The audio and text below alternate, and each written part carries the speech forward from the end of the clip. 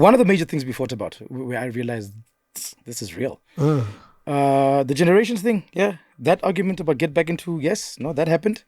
And then she got an audition at Generations. Yeah. And she did well. Yeah. She gets a call back. and only at callback time does she tell me, okay, I auditioned. And I'm now this they want me close. to come back, and now it looks like I might actually get it. What do you think? Of course you are. Yeah. I lost it. I was like, you are out of your mind.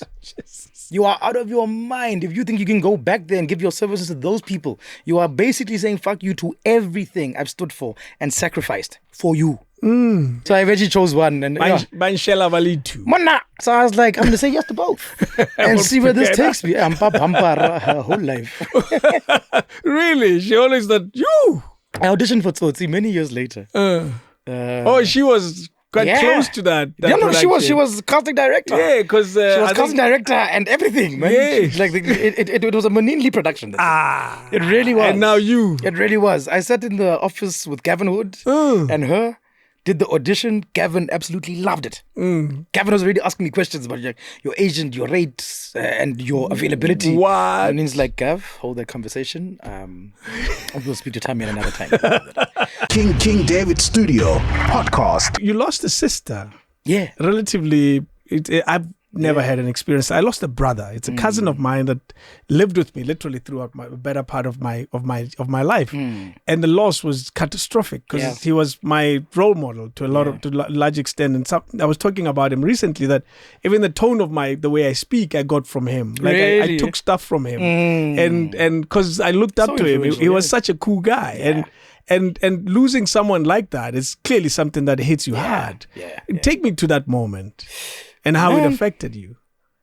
It's like it happened at a strange time in life, Nje, because it was the height of just like Generations and you were the famous like guy, the acting world and being all over, and I was a bit more selfish, around that time in terms of choosing work over family. Okay. Because I'm getting amounts of money that I've never seen before, and you justify it by saying you are raising a family now, you are working now. You've got bills to pay, and you take yourself seriously. Like you might not necessarily be an asshole to everyone, but in terms of the choices you are making, you begin to see yourself as a man now. And like at the time, it was strange because I would only see her almost kind of like.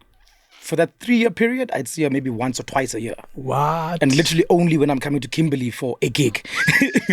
I'm hosting Diamonds and Doorings. She happens to be there. Yes. And we see each other there. Oh, my sister, hey, love you. Comes to us afterwards and we spend the day together. Okay, sharp. Then we'll spend the weekend together and. But I was terrible at managing relationships and being present. Yeah. Genuinely present, and also just because we take things for granted. We think people will be around a long time. You think you're going to grow old together. Yeah. I'll see you next week. Yeah. Because I remember even when she fell sick, we were told, no, Nospiwa's not well right now. She's in the hospital. I'm like, oh, man, that's terrible. And I get told the whole story. And I'm like, I'll be there next week. I'm going to see her. Yeah. I came to Kimberley that following week.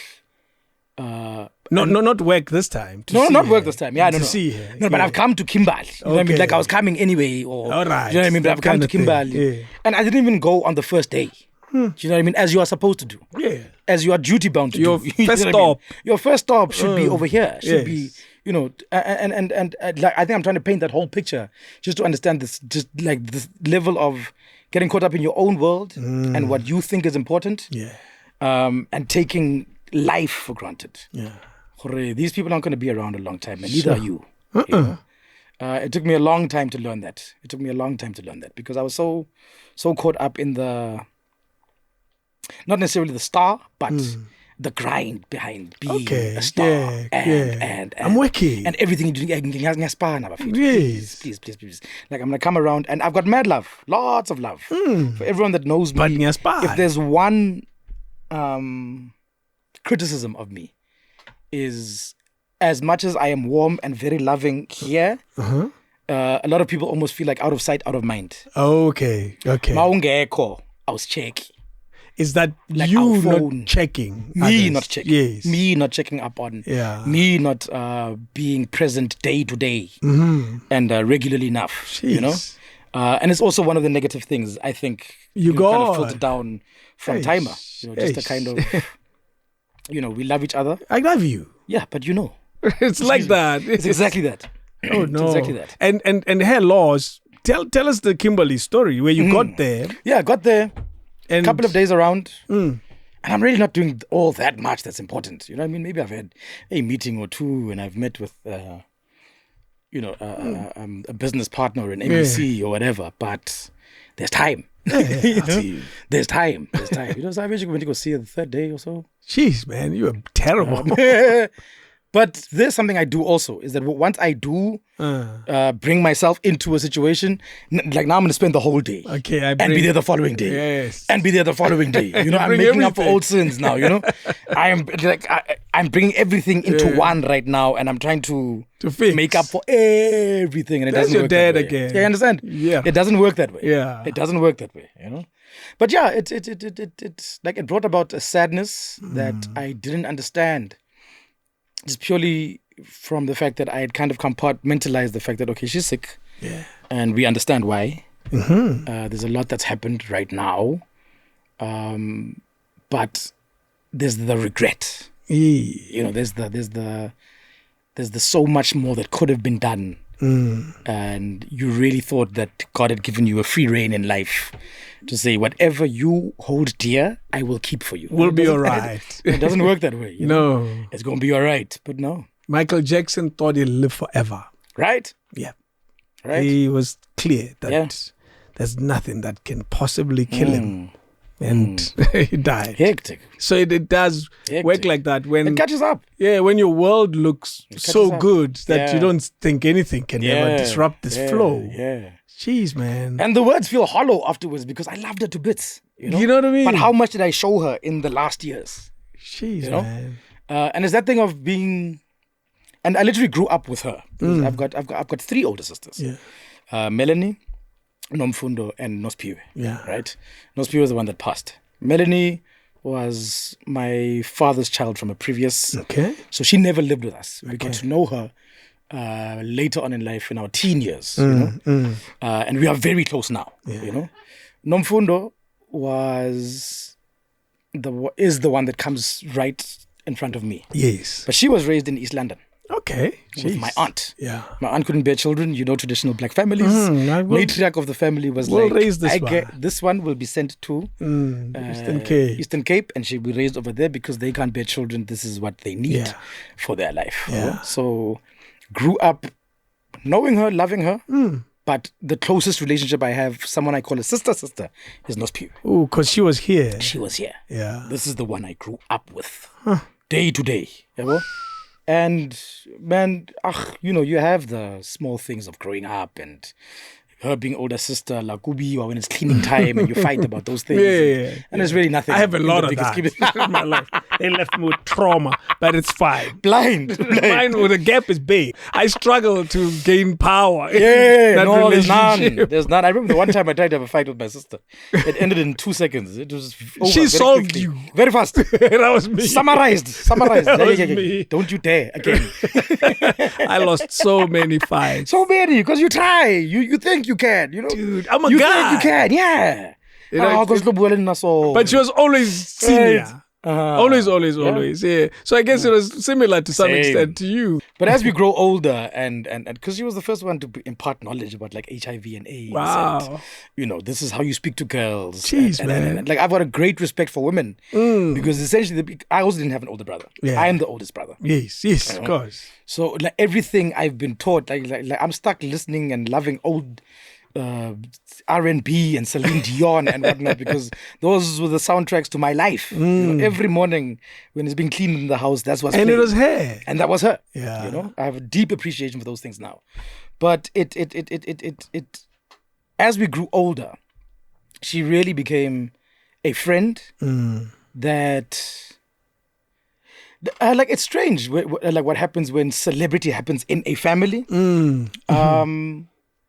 People often think it's the person that changes, but it's the circumstances around you that mold that change also. Yeah. Because there are some that are going to cuddle you and hold you up as the celebrity. Beacon. Yeah. Yes. The savior of the family. Yeah. You know, the one that has brought so much recognition to this house. And my parents definitely were not like that. And there was none of that. Whatever. Celebrity stops there at the door, chief, you know? Or at the gate. there. Further back possible. Please do, you know? My sister gave me the kind of respect of my world to say, we don't know what's going on and how busy you are but when you have time, you know, do this, do that. Yes. We are around, you know, let me know. And if you need anything, you know, be it financial, be it, give it a call. You know what I mean? Yeah. So like great like that. But yeah, it was one of those things that was raised in the family. But we never spoke openly about her HIV. Okay. And it was so strange for me when you look back, is that she was the champion of this in my life. Yes, she introduced the subject to you. It's the irony. Is protect yourself. Incredible. Do this, do that. Her and my cousin Didimalo. Because they were those were my big sisters. Yeah. Didimalo ngwana Rakhadi. Yes. Right. A cousin. Yes, definitely. So yeah, she'd come around holidays. With all sorts of experiences from Durban because she studied at you know, and it's just always like, hey, and that was that time, obviously, when the subject matter was top of mind. Absolutely. And ironically, both of them passed away through you know, HIV related such an interesting irony, The lessons there are quite incredible. Yeah. And you lament, you know, the presence of your father and whatnot, and like what that might have looked like in your life. It's in my later years when I look at that, and I think just what life would have been like with Didimalo still around. Wow. And Nospiwe still around. Because of the impact they had in the little time they were with you. In the formative years and in those teenage years when you need someone that will reach you. Yeah. They reached me. Her passing was clearly quite impactful. It was. Their passing, I guess, in that context. No, it genuinely was, because first major loss of a relative close to me, where I can feel someone's absence. You know? Yeah. And also we had a very close relationship because I think it was 97. First day of school, 97. And I'm getting ready for school. I have to go iron my shirt there. I was supposed to do it the night before. I haven't done it. So there I am. And she's foaming at the mouth in her room. What? Walked into the room. Turns out she tried to commit suicide the night before. Oh, no. Or that morning. Yes. And she was only diagnosed much later in life to say, no, there was ADD or all something. of that. But she had failed the previous year. Oh, no. Didn't want to go back to school. Yeah. Obviously had the difficult conversation with my parents who said, no chance. You are going back to school, back to the same school. Sure. You are going to repeat and. So, you know. So that didn't sit well with her, obviously. No, not at all. Yes. Not at all, you know. Yeah. And yeah, if it wasn't for my shirt, if I hadn't not ironed my shirt the night before. Yeah, because you would have just taken it, worn it, and left. I mean, like that part of the house I didn't come to because you know, that was her side, you know. Wow. And that's where the iron had to be, and that's where I came to iron, and geez, here it is. So you were the alarm that said, hey. I was the alarm that set everyone off to be like, yo, guys, what's happening over here, you know? Can we fix this? Yes. Can we fix this? And yeah, she recovered from that and, you know, became stronger again and much stronger for it actually afterwards, because the woman she became was already just like, you know, strong and powerful. How old was she when she passed on? I think when she passed on. She passed on 2013. Yeah. She was really old. She was already maybe 32, 33. Okay, so she was much older. Yeah. Yes. No, much older. Cool. Yes. With a lot to say and a lot to contribute to your life and all of that. Yeah. Jeez. Yeah. Did you feel bad for not being present during those last few moments of her life? Yes and no. And no. Because part of it is accepting just your own limitations as a human being, you know? You can only do so much. Yeah. But do we wish we had spent more times and kind of absolved them and spoken to them about how much they actually meant to you? Yeah. What you weren't able to show? Definitely. Yeah. Definitely. You know? You wish you had that one more conversation. Yeah, if I could just do an open letter. Yeah, you know, it's like just that final one. Yeah. To be like, hey, this is the mark you've left on me. Hey. You know? The loss of loved ones is always tricky, you know. You said even your dad passed on, and it's I imagine 2015, when you were already buddies now. Yeah. You know, something that stands out about your dad, it's a lesson that I've learned in a book that says parents know very little because they're still trying to figure it out themselves. True. And it's when they are much older, and probably the best people to raise kids are grandparents, because you see it then. They've figured it out, they've made their mistakes, and have one extra tool they possess in their bag. It's tempo, it's pace. They are much slower, so they're likely to no, Emma. And when your mother is going off here, they're just like, let me solve this. Exactly. You can go. Yeah, I'll talk to him. I've got this. And that's why you said that your dad was amazing granddad. Yeah. Oh, absolutely. Not the best dad, absolutely. but an incredible granddad. No. He was still fumbling, figuring it out then. Bentwana himself, going through his own things, What happens after you? And apartheid. Because my dad was imprisoned 1988. Yeah. I remember that experience vividly for some reason. What was happening then? No, when he got arrested. Literally a raid at the house. Like he was suspected of harboring some MK fugitives in the ceiling. I like how you're looking at it. To this day, because I learned that day that these things are not empty, Baba. You can hide things in there, because they came and ransacked the house and literally threw everything upside down, searching for someone. Took everyone out.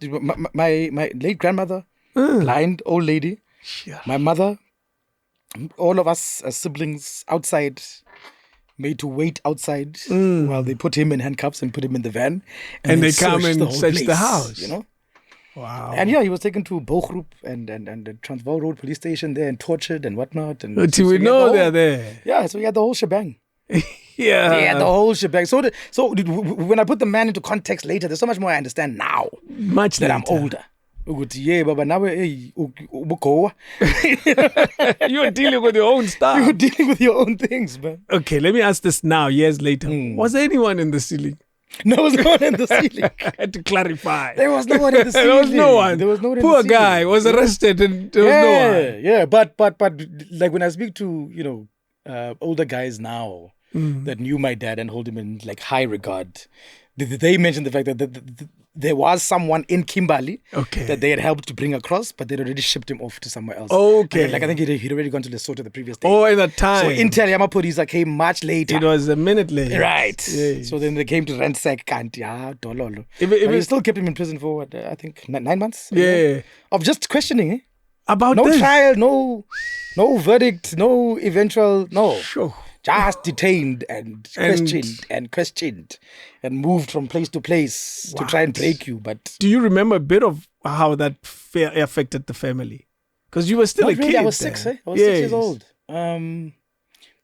I literally only remember that day. I think one day of visiting him, and my mother tells us there were many more. Okay. But I remember one day of visiting him, and the day when I found out he was home. So time just literally snapped like all of that was yeah. just As a kid. Yeah, the rest is a blur. Yeah, exactly. Dad got arrested. We visited him once, then he was home. But did you know it was a year? Yeah, like, really? What? No.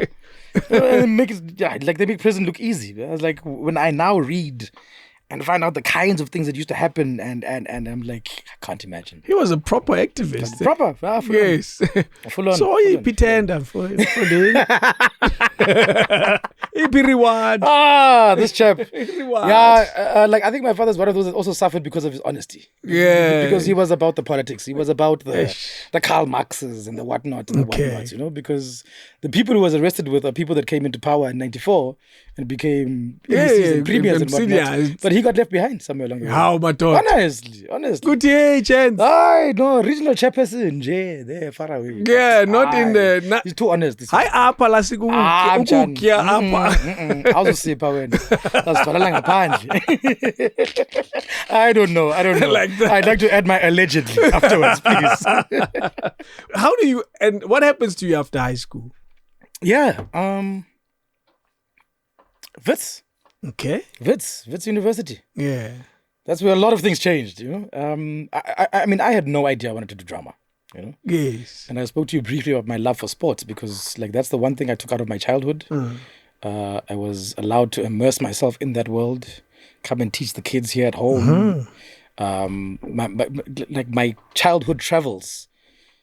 I've been all over the country, and I've been to Zimbabwe. I've been to play. And that was what all was just it? Playing. Cricket, cricket, and rugby eventually. Okay, yeah. Cricket and rugby. I was skinny, I was small, but there was no players.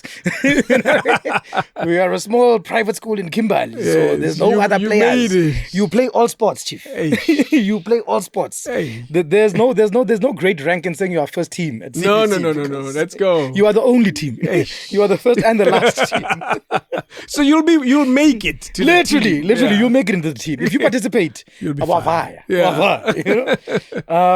But it also taught me the value of team sports and just seeing places, seeing the world. Yeah. Getting to experience other people and their cultures and, Pretty like awesome. To this day, I hold on to Vic Falls so hard because I'm like, I want to experience that as an adult. You saw it as a kid. Like I saw it as a 12-year-old boy. And we took it for granted. Yeah. Okay, water. But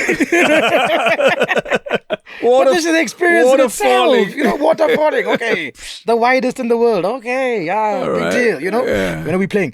When are we going to the restaurant? We want burgers. We want this. We want that. Amazing. That's it. Jeez. But yeah, the love for sport was then. I think I told you briefly about having to drop maths after 18%. But how I got managed. Lost. Yeah. Jeez. Bad. Bad. But how I managed to kind of salvage that situation. My English and drama teacher, Miss Jackie Parker, pulls me aside. No, don't tell me it's the same Jackie Parker that managed a radio station later.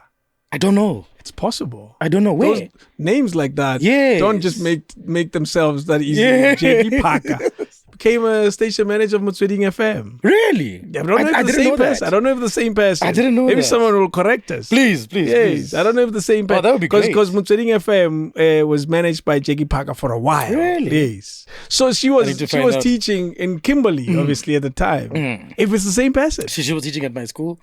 And she had obviously seen, because I went to one school my whole life. Yeah. Grade 1 to grade 12. So she'd seen my progress through the years. And the deviation and the rebellion. Yes. And she pulled me aside and was like, you are extremely talented at this acting thing.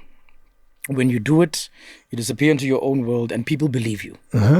This is at school. This is at school. Yeah. And she suggested I take it as a 7th subject. Okay.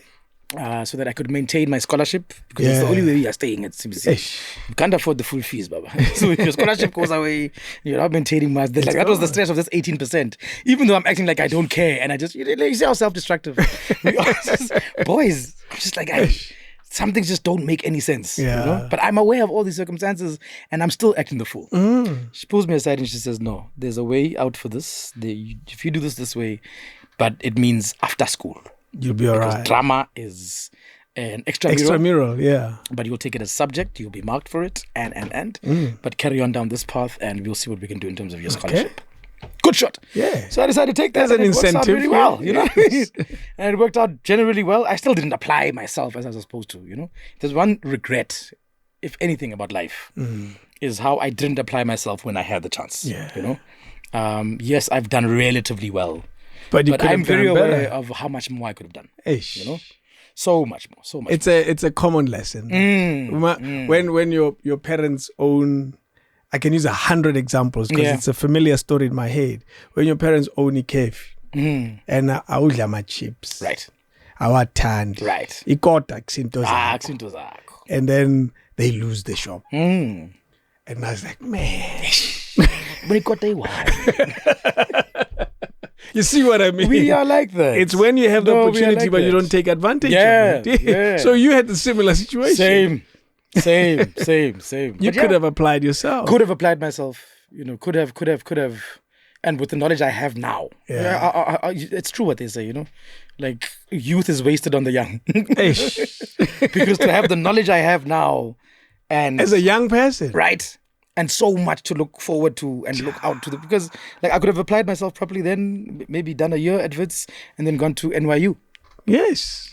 And my career path would have been completely different. Very different. Right? Yeah. And I'll tell you now about the NYU experience because I even went to NYU because we were performing a play. Okay. And whatnot. But I was in New York. All I wanted was to be back at the hotel.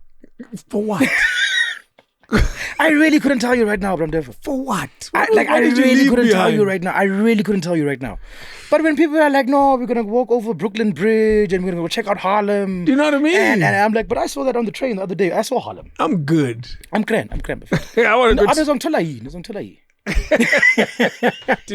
One of the many experiences I've been in New York, I walked that place. Yarr. You like Mposi, dude. You would have gotten along so well. Mposi, that guy. And he makes me look bad because I'm the complete opposite. You want to go and chill. Oh, listen, man. If there's no set program where we going? What we are doing. Where we going? Oh, this is my rest day. I'm resting. No, I walked it. I remember Really? the Chrysler building was my marker. Yeah. Because the hotel I was at was right next to it. So I knew I wouldn't get lost. Okay, cool. Okay, so cool. I would just walk. Jeez. And it's like I can still see it. I'm good. Yeah, but Manhattan's that kind of place, right? Yes. Like it's a walking kind of Yeah, I walked it. And when are you? I was like, now I must be walking everywhere, taking and spending more money.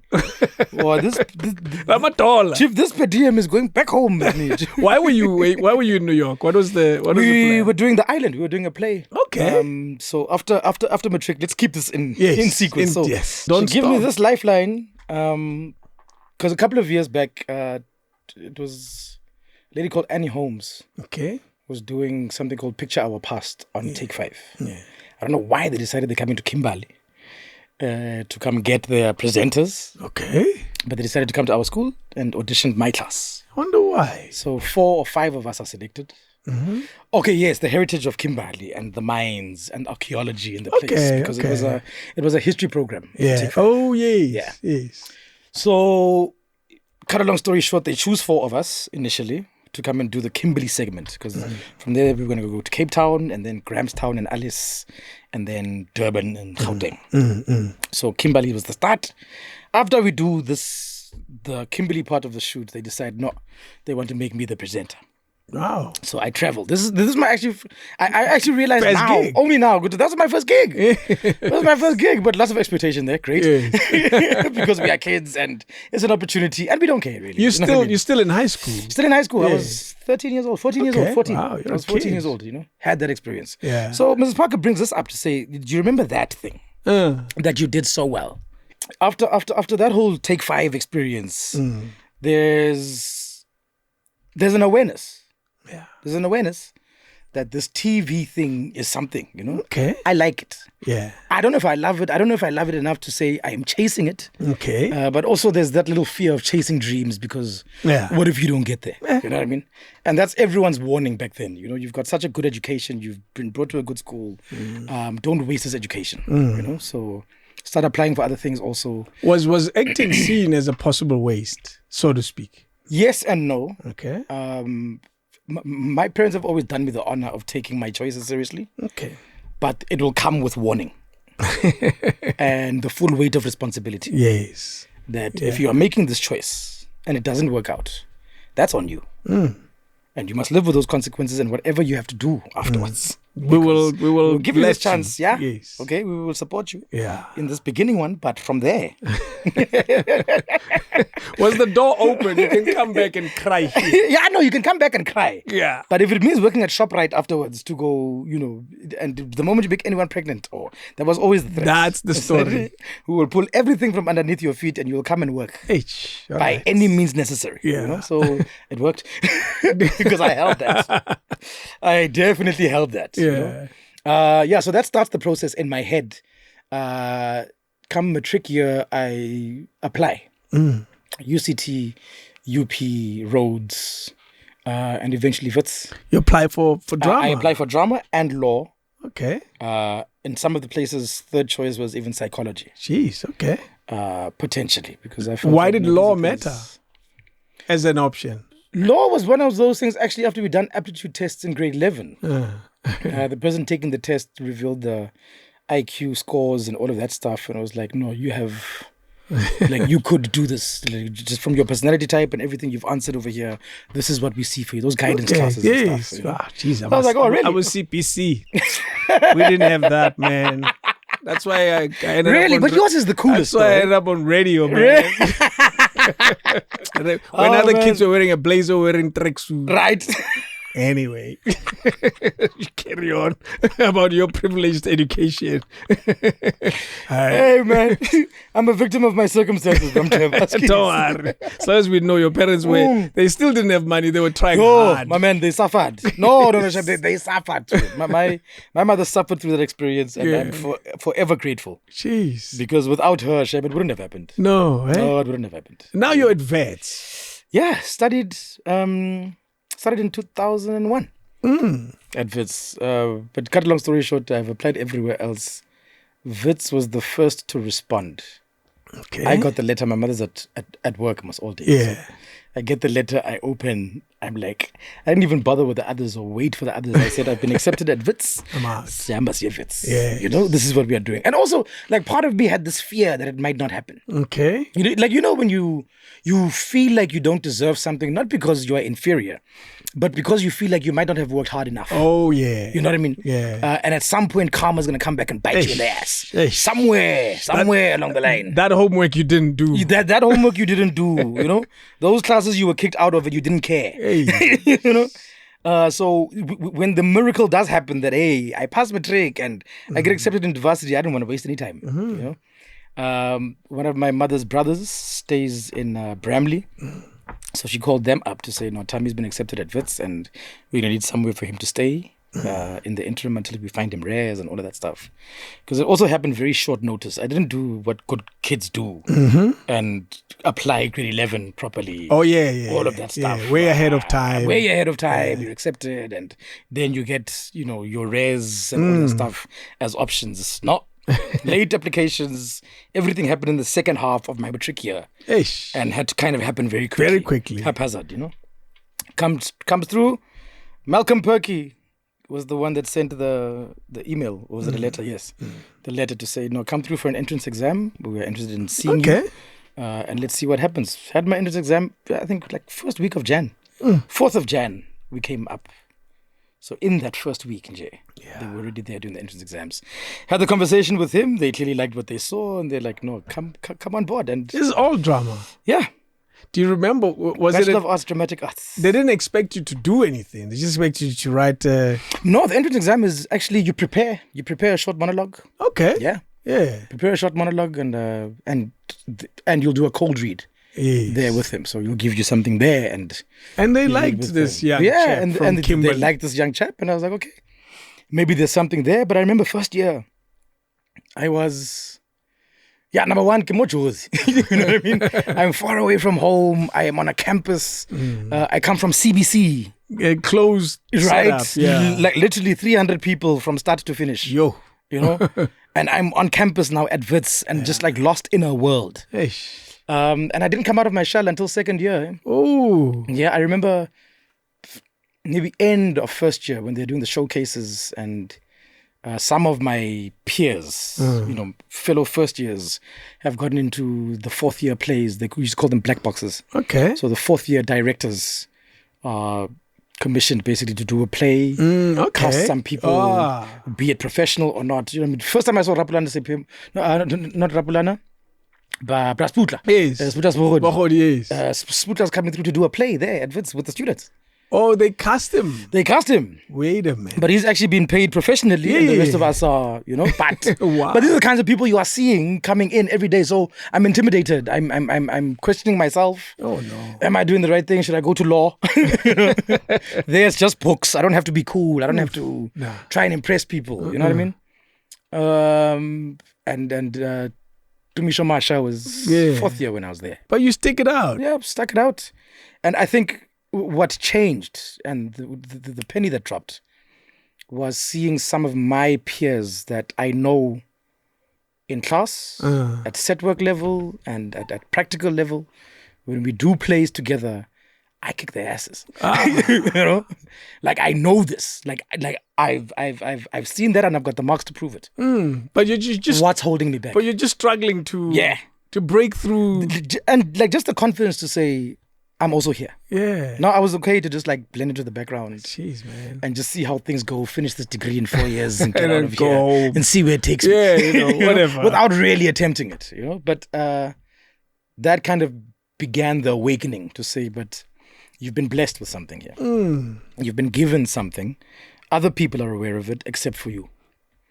Like, when do you become aware that this can become something for you, And then from there, second year onwards, I decided, there was a conscious decision that I'm going to get myself into every play. I'm going to audition for things. I wonder what was pushing that, eh? I don't know. I don't know because there was a bit of a comfort zone before. There was an okayness in what I have done so far. Yeah. When you go home, got the holiday, people are like, so Josie didn't sang that. And Wits campus. And that was okay for a while, but after a while I realized, no, there's something more I've got to give. And I've seen it, I've surprised myself with it sometimes, but it takes validation from others for you to realize. That's it, yeah. And once you get the first standing ovation and the first kind of, hey man, you're good. It becomes addictive. You can do this. It becomes addictive. Yes. Like you want to hear that all the time. You want to be put in the same conversations as some of the best who have done it over here. What? And that's what you do. And the people you gauge yourself against are professional actors. They're on TV. And these are now your contemporaries, at least in that environment. In this environment. Yes, so, you make the most of it. Who did you act alongside in that time when you were still a student? Martin Lemaitre. He was Suburban Bliss before that at the time, but he was like the big lead over there. Robert Whitehead. Yeah, wow. Had also come around to do a couple of things. But just, which is amazing for that. That corner coffee shop, it was the Couch and Coffee back then, was just a melting pot of professionals to first years, to sometimes even high school kids that come and check the plays and whatnot. But it was university within a university because there's so many great conversations, or just the people that you look up to, just to see them day to day. Yeah. Just doing this thing like you know, and learning lines and talking about the play. And it really opened my eyes. It really opened my eyes to how big the world can be. Yeah. You know? Does it still exist, that type of attitude to the work in that environment? I know you're no longer there, but when you left, you feel the legacy of Look, that I think it attitude does. stayed. Like I was on set with Tuso on, was it Saints and Sinners? And she'd gone to Wits, obviously, and she'd seen my picture up, and so it was a big deal to her that we are acting together on this thing. And I was like, no, but you're talented, you're like amazing, you need not worry about those things. But that's there's Atandwa came in the years after me, Atandwa Gani, and even because it's very easy in hindsight when we grow older, you look at life through rose-tinted glasses about your time in a place, of course. And we end up saying, it's not the same anymore and whatnot. Because you remember your glory days. Right, yes. Right. But you've outgrown the place, maybe. You know what I mean? You've outgrown those circumstances, and it doesn't define you at that level anymore. But I really think that those students that go there still get that. Just by virtue of being in Braamfontein in Johannesburg. Huge. You are at the epicenter of the entertainment industry in South Africa. That's true. You are in Johannesburg. So the people that you are going to rub shoulders with and have opportunity to see. I mean, Monine Lee came to watch one of our third-year plays. The agent. Yes. Took me, Kabelo Tai, and I think Nat Ramabulana after that. I got naughty. I accepted her offer, and I took the offer from Penny Chartres. You did get naughty. And I choose. so I eventually chose one. And Banshela Valitu. Mona. So I was like, I'm going to say yes to both. And see where this takes me. I'm Pampara her whole life. Really? She always thought, you! I auditioned for TSOTSI many years later. She was quite close to that. She was casting director. Yeah, because she was casting director and everything, man. Yes. It was a Monine Lee production.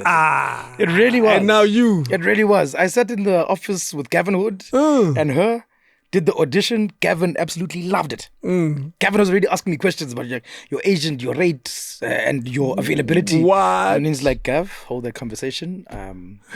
We'll speak to Thami another time. I walked out of that thing thinking, holding a grudge. I walked out of there thinking, I've got this. Like the reaction from the director was that I'm already seeing into the future. Yeah, I can see this guy on the set. Like, what are your dietary requirements? Like, yeah, do you need a caravan? It's going there already. Aski's not this one. Not unless he comes here. She held a grudge for a while to that level. Oh man, that's the thing. That's the thing about the encounters we have when we're young. We don't realize that they might come back to bite us in the future. And this includes girls and all of that stuff. Everything. Oh, Aski's out here. You could have been on TSOTSI. I could have been on TSOTSI. I could have been on TSOTSI. But then who knows? I might never have been Senzo. And life was completely different. Hey, that's the thing. This is true. So things do happen for a reason. But it was one of those lessons I learned early in life. There's some people you cross and some people you don't. And because you don't know the difference at first go, don't cross anyone. Big lesson. Big lesson. Good lesson. Big lesson. Do you complete the degree? Mm-hmm. Yeah. Oh, no, I don't complete the degree. Oh, hell. I don't because I got the agent. Grand. I got the agent. So you're thinking... The point of finishing a degree is so that you can now be interviewed afterwards and get into a line of work and stay in a line of work after you finish your degree. What is... In our field, as soon as we spot you... As soon as we spot you, you're talented enough and you have an agent... You're like a soccer player. There's no need, exactly. You don't have to go too far. There's no need to finish the degree. You're ready. And at the time, to tell the truth, it was twofold. It was financial also because now there's no longer a bursary or a scholarship. I applied late. It's too late for those things for me. There's no NFE. NSFAS, all of that stuff. None of that. Yeah, parents have to figure it out. Parents have to figure it out. The crazy thing. My parents were saying, actually, it's crazy how life works. CBC's school fees was way more than Wits school fees. So here they could be like, okay, let's try and see how we can work it out. What we can do. But by the second year, third year... It was already tough. It's tough. It's tough. Varsity education, you're away from home. There's a lot of expenses that are not there when you're home. Ujamo High. Absolutely. at when you're at school, at high school. Yeah. The story is very different there. And by then I moved out from my uncle's place. That's it. I've been staying in a flat with a friend. That precipitated my move to Yeovil, actually. Ended up staying in Yeovil for a good 3 years. Jeez. With friends of mine. Yeah. One of the parents owned an old flat. We took over the flat and we stayed, all of us, homeless, jobless, trying to figure out our way now in this. This is after getting an agent. Yeah, this is after getting an agent. Yeah. This is after going on tour. Okay. To the US for the first time. Yeah. The following year, there was another tour. We went to the UK. Jeez. So now it's beginning to look like, man. And these tours, how do they come about? This is through Wits still. The first tour, actually. So how it came about was, it was Malcolm Perky at Wits decides to do the island. It's a two-hander. Yeah. Hour and a half on stage, just the two of you. Whoa. So extensive audition process. Cuts it down to Mpho Ozitudu and I. Jeez. That's a big achievement. Yeah, and I'm kind of feeling myself at the time also. I'm like, because I knew it would take a lot. We had done it as a set work. I was scared of it. I really thought I would not be able to do it. Yeah. But to get the role, in light of everyone else that had auditioned, it was one of those first strokes to say, if you didn't know you had something, maybe now you should. Especially for the gravity of this work. Because it's one of those, in the arts circles, it's one of those put very high on the pedestal of plays that you should do before you die. So when you say I've done the island, they say what? Yeah. And I played it in New York. Absolutely. I performed at Tish. Jeez. I performed at the Oval in the UK, in London. Spent 3 months in the UK. Imagine that. In a panel van and the stage manager and Mpho. Whoa, traveling. Literally, come somewhere, set up 3 days, 4 days. Move. Pack, move. Next spot. You're like a circus. But yeah, proper, exactly that. Exactly that. But amazing. It was an amazing learning curve into audiences, number one, but being a professional, getting the job done, dealing with nerves. because every day it's a new audience. It's new nerves. You know, there's no cut there, Chief. There's No. if you make a mistake, you carry on. You make a mistake, you make it work. Yes. You know? But it was also the first time we were treated as professionals. We were having press conferences. We were having, all sorts of things that you look at from a distance and say, one day is one day. You know? And it's happening now. You're earning money here. You're earning money at home. You're Imagine managing that. your money. You know what I mean? Yes. So, Yeah. and I'm seeing it now for the first time. Yeah. Seeing it now and seeing it manifest. And yes, I'm living in Yeovil, but one tour and I've paid for my rent for a year. Yeah, you're good. So I'm doing that kind of thing. So yes, I'm surviving in between. But I've got a roof over my head and I'm making it work, and I'm not asking for money from the parents. anymore. Yeah, Right. I'm doing this myself. Are you getting some work locally, like TV work or stage work? Yeah. At the time, I think I cameoed on Backstage. Okay. I cameoed on Home Affairs. Was it Vatiswa. Oh yeah, of course. But we didn't know each other. We were yes. two completely different storylines. Yeah. Never got to see them. And in fact, it was the first eye opener to how TV works because I've just been cast as a steering on the stage play. Because I've been cast somewhere else, I'm assuming I'm the steering here also. Or steering nyana, so somewhere there. No, but the story revolves around me. Co-steering. There we go. Yes. There we go. Co-steering. But no, you're being nice because I wasn't even co-steering there. David. You were David, much lower. much lower. I was a cameo. I was coming in briefly because the story in Home Affairs is about 4 women. Of course. It's about the women. Yeah. It's not about the men. It's They are the steering. You guys are. They are the steering. You guys are the. But you don't know that. You think you're a star. You think you're a star, Chief. No. Eish. Not the one, But enjoyed the process. And now dipping my teeth in, acting for camera. Yeah. Regularly. Okay. And seeing this once in a while. But like we say, acting money is per call. Back then, I must have been like 1.8 per call or something like that. Yeah. 3-4 calls. Yeah. You've got 7-8K now. Hey, man. Regala Costa A1. The rest, I've sent some money home. See- The rest, Yeah, of course. yeah, on small things. You buy this and Yeah, that. KFC every day now. Yes. Because you want to live a little bit. Wacky Wednesday. Wacky Wednesday. You know my life. Because I lived that life. Oh, you know my life. You know my life. And Debonair's Pizza. And a week later, all the money's gone. There was a time when Romans was 2 pizzas. Yes. Yeah, I don't know if it's the same. Oh, yeah, that special comes and goes. Oh, Like, they must bring it back. But no, there was a time when it was standard. no, that thing fed us, eh? Yeah. Yeah, that thing fed us. I've taken a few ladies on that date. Definitely. It worked then. I don't know if it'll work now. I doubt. The chef salad. I remember the chef salad. When I discovered the chef salad, I was like, I'm healthy. Get blind. Jeez, man. You had the grind of a Joburg life. Oh, absolutely. Yeah. Absolutely. Lived in Yeovil. Loved it. A different Yeovil to now. A different Yeovil to now. I mean, my brother was still alive. Oh, yeah. Very And you are different Yeovil. starstruck, and Big Nas, like the gents were still literally, like, if there's a story that needs to be made into a movie, guys, it's those guys, eh? Because it was literally gerezing out of nothing, Jeez. There's a friend of ours, KB, Mabali. His mother owned Ekaya there in Yeovil, which is literally opposite Times Square. Yeah. Oh, and he managed the place. Yeah. So over the years, we've developed a friendship with him. He's actually my business partner now on the production company. Yeah. But over the years, we developed a relationship with him, and hunger days, we come crying to him, and he makes a plan. Yes. He had a studio at the back, and he would do like jingles and stuff like that. Yes. Extra income, and then nighttime, the guys would come and do music over there. Male Hloka Yes. was someone that came through around that time. He was dating my friend. And the guys from Big Nas. Of course, at the time, we didn't know they were Big Nas. They were not called They were Big not Big Nas. No, they were not Big They were Nas. just guys It who- was literally Roger. Yeah. We didn't even call him Mampeja back. We called him Giorgio. Yeah. He called himself Giorgio back then, Jeez. Got to know the guys, hanging out regularly. But, misplaced youth. You're trying something and it's not. Trying. There's a lot of waiting, though. Lots. There's a lot And of that's what it waiting. was. Like, the Yeovil life was waiting for my next audition.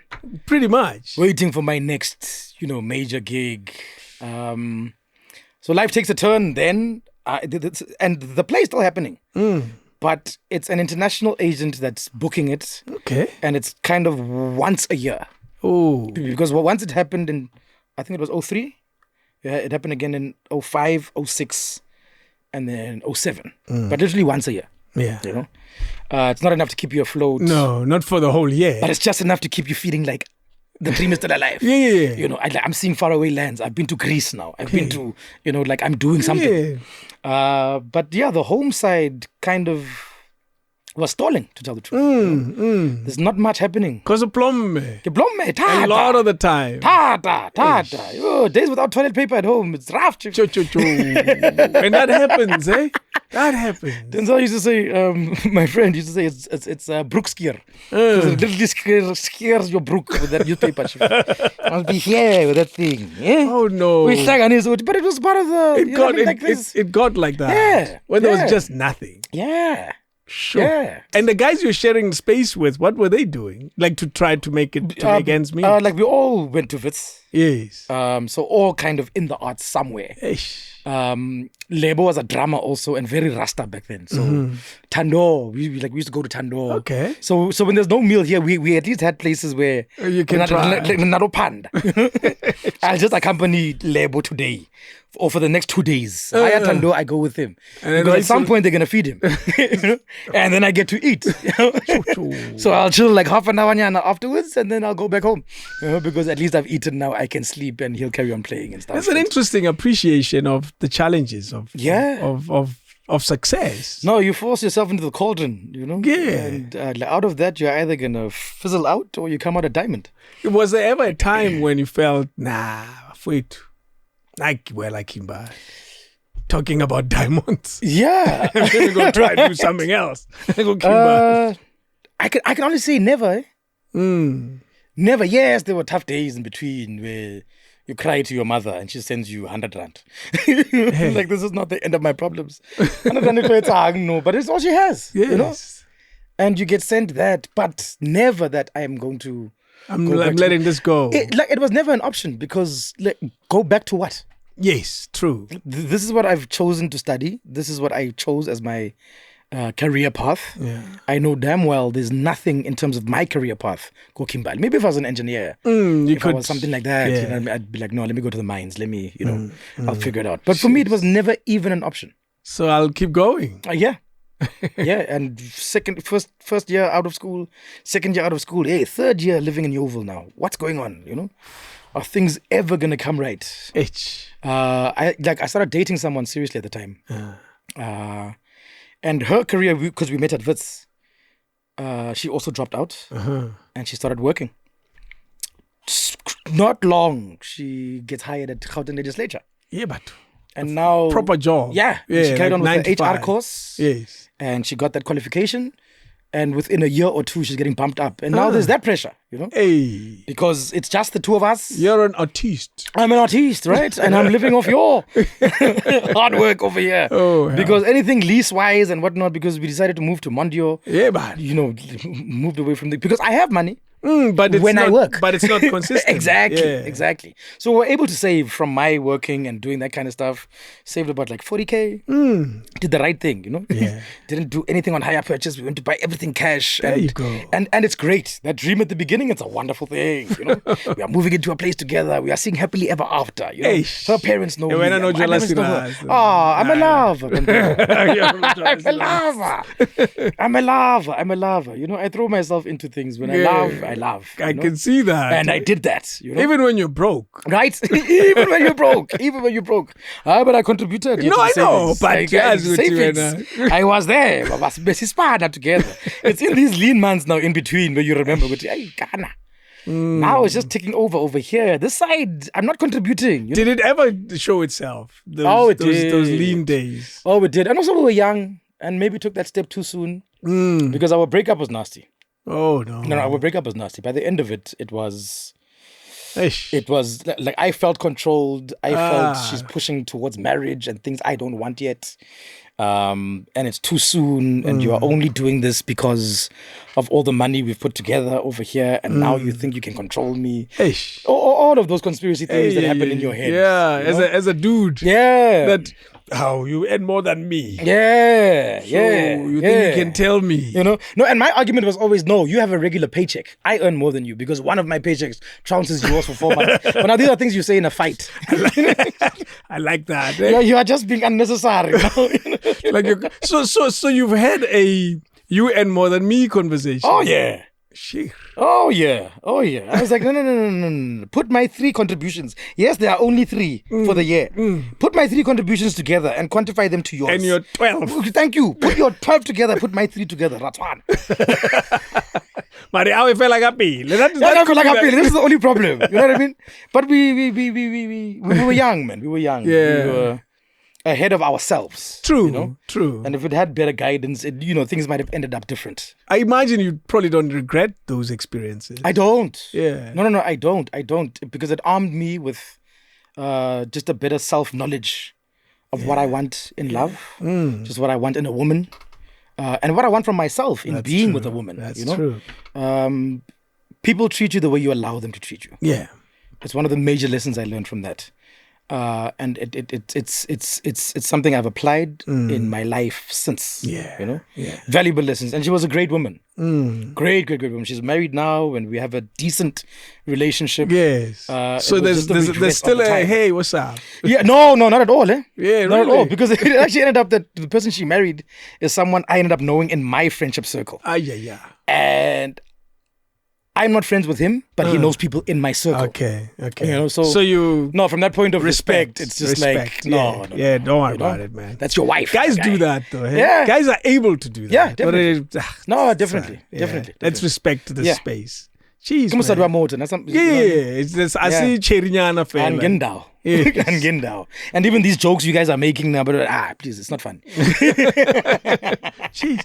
The waiting happens. Do you finally get a gig? You should, obviously. I do. And it's generations. Imagine that. It's during that tumultuous last year of that relationship living together with someone. And it had kind of become toxic at the end. And also, like I've never been abusive. I'm not a kind of person to lay a hand on anyone. Yeah. If you can't talk it through, it's worst case scenario that'll get us to, Yes. So worse yet, like umuntu wesifazane. Yeah. But it's becoming verbally abusive. Oh. It's becoming emotionally abusive. On both sides. On both sides. Yeah. On both sides.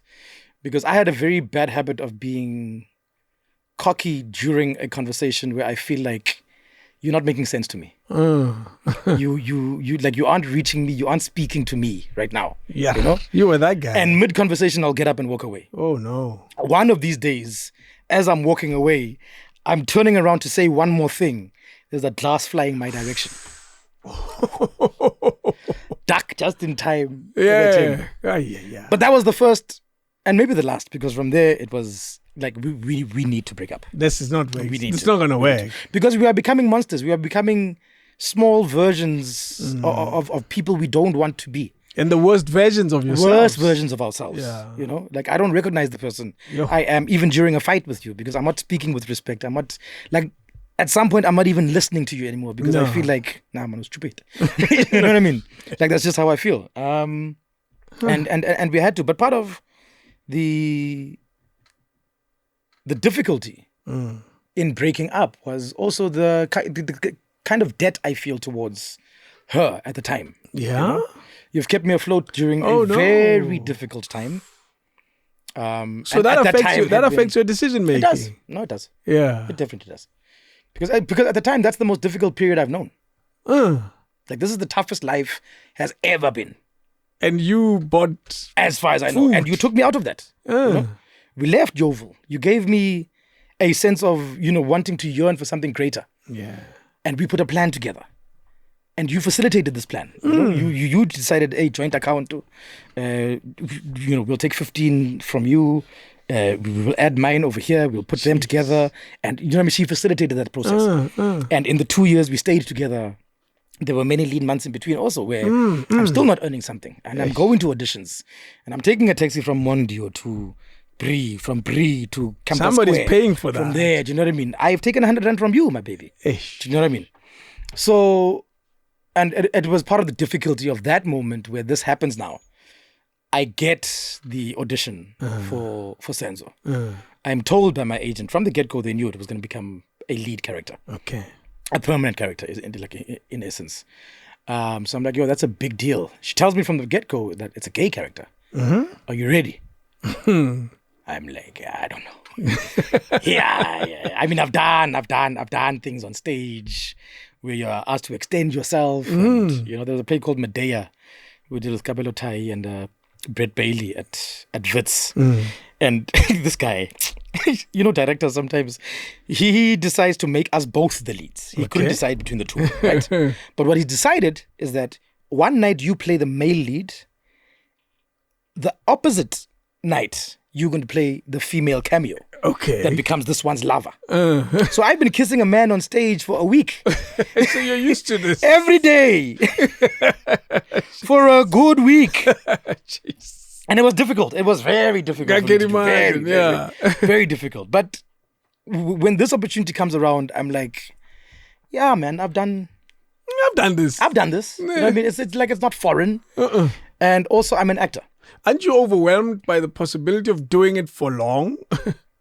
Or you didn't see length at that time? Yeah, you didn't see duration. Yeah, if someone had said to me, you're going to be doing this for the next 8 years, I would have been like, whoa. They didn't say that. No, they didn't say that. No, they said it's a lead, and I figured I'll be there a year or two. Okay. Before a bigger lead comes along somewhere else, you know what I mean? And then I'm out of there. You leave this one, yeah. To be young, you think you've got the world ahead of you. And it's fine. It's always like that. And then I was like, no, I'll do it. Let me audition. Let's we put in the cart before the horse.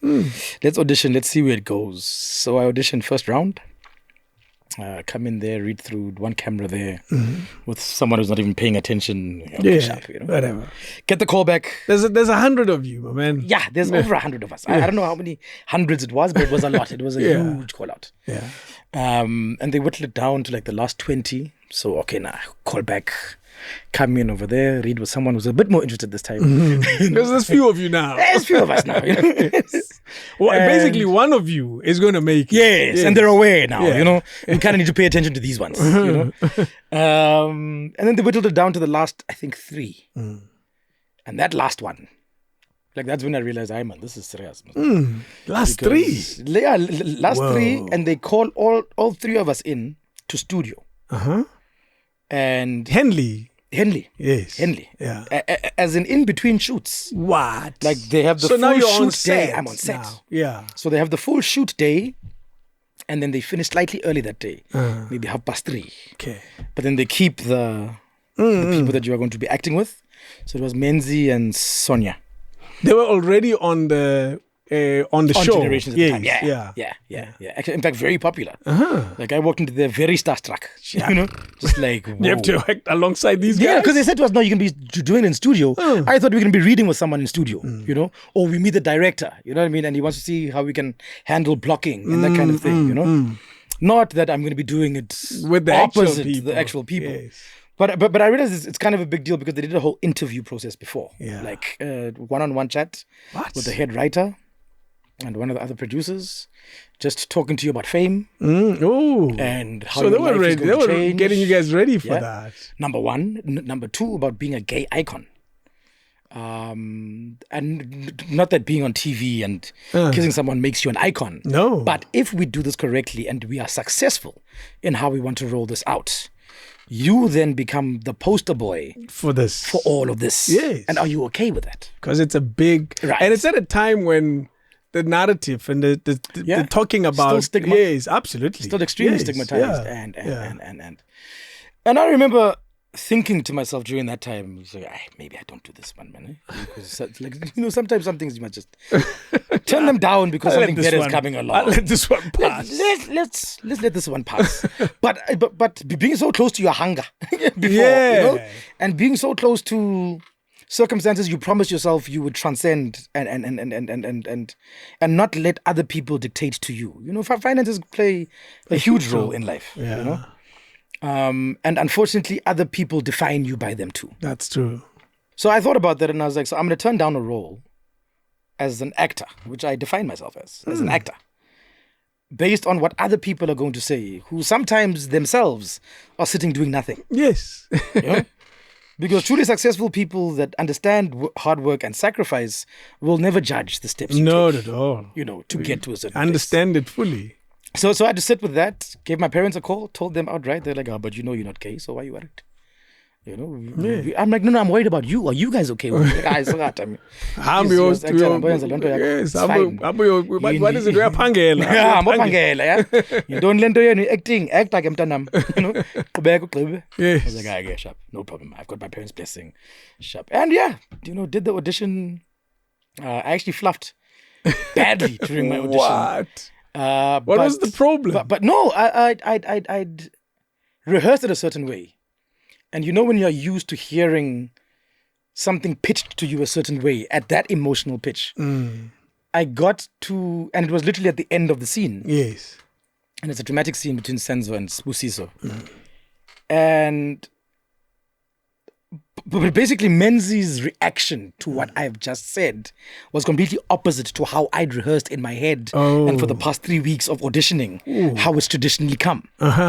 So you've had these lines before? Yes. No, they're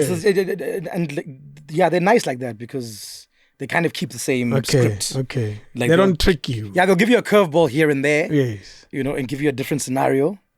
But I got to that line and he didn't say it this way and I kind of got lost in my head. Oh, no. And I started laughing. And I looked into his face as I'm laughing and he's maintained the same posture. And it helped bring me back to Chief. There's no laughing here, There's no but joke. I happened to kind of play with it and make the laughter my reaction into my last line. Okay, there's the stage work, right? And there's the stage work coming in. Literally that, because I shielded it, I made a turn of it, and I came back into okay, sharp. Needless to say, long story short, get the role. When I speak to him about that thing that day, he was like, he had no idea. I'm like, okay, it means at least. What does he mean? He had no idea. No, about me corpsing, about me actually fluffing in that moment, and he hadn't even picked it up. To him, he was like, okay, we're excellent on. Yes. Wow, man, the stage helped you, eh? It did. No, it did. It comes highly recommended for a reason. Yeah. That's where you grow your chops. Jeez. Do you remember the other guys you're going against for that role? No. Or you didn't even get a chance to see them? Did I even see them? No. Yes. It was created such that you don't see. Yeah. Even if you walk past them. Yeah. You don't even know. Thank you. You don't know if the they guy go auditioned to the same place. I actually had no idea. She's actually someone who's watching this thinking, this guy. I was there. That was my role. I remember that. Yeah. I was Senzo for a minute. Jeez. That would actually be interesting to find out kind of like at least that last three. Who were the last three? Who the two other guys? Yes. Because I genuinely don't know. And you eventually get the call that says you got the gig. Yeah. You're still living with the lady. Still living with the lady. Started working while still living in Mondio, yeah. Jeez. And comes at a difficult time because I know we are not good together. I know for my personal growth, this relationship can't carry on, Yeah. And we had to do it the hard way, man. We had to do it with a very nasty fight and me kind of kicking and screaming, saying I am leaving no matter what. I'm out. I hear the apologies and the promise to do better, and we will deal with things differently. Because there's something we go through when we are at that stage, and dating as like a young 20-year-old, 21-year-old. You don't want to be controlled. Yeah. Like if you don't know, control and no. Actually, you don't want to be. You don't want to be told. You don't want to be told. You translate it as controlled. Yes. Yeah. You don't want to be told. Yeah. So accountability and where am I going to be tonight? And no, man, you're cramping my style. In fact, you're not my boss. One Costa. You're not my wife. You know what I mean? Not the boss of me. You're like on Costa happiness. Yeah, no, it happens to the best of us. Yeah. Jeez, man. And so for me it was sad because I'd become close with her sister and everyone. And in that aftermath, now they were also throwing their jibes and whatnot. And I was like, didn't have to be this way, man. Because they're now. Yeah. But we used to get along like a house on fire. That's the thing. Like you were my G. For me, breakups like that, the worst thing about them is that everything else breaks up. Everything else breaks up. Sure. Everything else Even breaks the up. friendly setups that you had in that corner are gone. Yeah. There's so many The friends. pages I got DK that I used to have before, they're no longer my friends anymore now. Because you broke up with their friend. In fact, I'm scared to rock up. Because you don't know the reaction. I'm scared to be passing through because just in case, you know. And you don't know what story they were told. Right. In fact, months later, maybe 6 months later, and now emotions have come down completely. She reaches out, apologizing, blah, blah, blah, blah, blah. In fact, please come through to my work. I want to have a chat face to face with you. And she's basically just like, no, I see now how I was then. Really? I also take blame. For I your was also action. like this. And sorry, hug it out, secret, sharp. I'm like, actually, do me one more favor before you. You see everything you've told me now. Please go and tell your sisters, because that part really hurt me. Yeah, that you lost. Because, they came out with the wrong end of the stick and ran with it. Yes. And ran with it because they're protecting their own. You know, how could you do this to my sister? So now take that story. Take that story, right? Baxelele nabo. Ukuthi how wrong you were, and whether she did or not, I don't know, but she said she would. So yeah, that's so sad, eh? Yeah, it's an exit interview. You guys had an exit interview. No relationship has an exit interview where people are saying we are breaking up. But that's Ted. Yes. In fact, but I think it's one of those things I picked up from my dad, because even with baby mama, the mother of my children, and I have a great relationship right now because of how we broke up. Yeah. And there was an exit interview. Yeah. There was a full-on exit interview. Wow. It can't be easy, though. No, it's not. It's not. But I've kind of promised myself I'm never going to let myself go into pain that I could have stopped. You know? That's true. Because in this situation, I knew, for instance, that 6 months before, maybe a year before we broke up, that this is heading towards. Okay. Nandi. We are not happy. And I know she's not the person for me long term. Yeah, you could already tell. Yeah. And the purpose I served in her life, I've served it. It's done. But we have a hard time removing the bandage and just saying, you know, let this thing just. So literally the month that we officially break up, that was January, end of Jan. Beginning of December is the first time she says to me, after we'd had a fight, and it was small things, but that just escalate into... It's like, how did we end up here? Like, what, we were arguing about me not opening the gate on time for you and you being late for the Uber to take you to work. Now it's becoming just my entire role in your life. Like, what's going on? Oh boy, what's actually going on over here? You know, and we interrogate this, and it's one of those, and it's a mistake I don't make now anymore. Like once we've had a fight, to continue the fight via texts now, but I think you should have, and you really should have, and so it became that, and it lasted the next 3 hours while she's at work shooting, and dude, no way, you know? That doesn't work, and I'm also like, but like, Nabe, why are you being selfish, Thami? Because this is at work now, and then you wanna be part of the fight, and she must know now. Yes, she needs to know now. Because otherwise, I'm not being truthful to myself. You make that far more important to you at that time, you know? Eventually, the head comes back. Like, no. Actually, I'm sorry. Let me step back off my pedestal and try and speak to you as a human right now. And it's the first time she was like, you know what? I think we should consider that this is not working anymore. Yeah. It's never easy to say that. Yeah. It's at that moment. Yeah, but... it was coming from one of us. One of you would have said. And I think I was just scared to be the first one to do it. It's always the case. And in light of my infidelity and other stuff, like, what right do I have to just be, you know? So if it fizzles out, it fizzle out. But for me to rip the bandage off and do the right thing, you're not the guy. No, miss me with that, you know? And eventually she does. She says that, and we speak about it later on that day, and we kind of agree. Okay, girl. That's what it is, right? That's where we are. Okay, cool, sharp. I see, yeah, okay. 2 days later, she's going to Maritzburg for the holidays. I'm in Joburg, and it was our first time apart, and like, this is weird now, right? Now it hits you. Hey, I'm single. What's going on? One of my friends came to pick me up, I've told him, he was close to us, to me, so he comes to pick me up, and boys and like bad ideas, and he's like, no, let's go to the strip club, let's go to, I'm gonna get you drunk today, you're gonna forget, forget about it. You're gonna live your life now, Mchana. I don't know, doesn't work. Doesn't work that thing. Doesn't work that thing, because guess what? By 9 o'clock that night, she sent a text saying, I miss you. I'm like, okay, wait, where are you? Let's talk about, I miss you too, baby. I'm really not enjoying myself. There's booty everywhere, but I hate it. But I hate it. Like, have you ever been in a place where you're supposed to be having fun, but you are not there? Because your mind is elsewhere completely. Everything is just like a blur. It's just big mirage.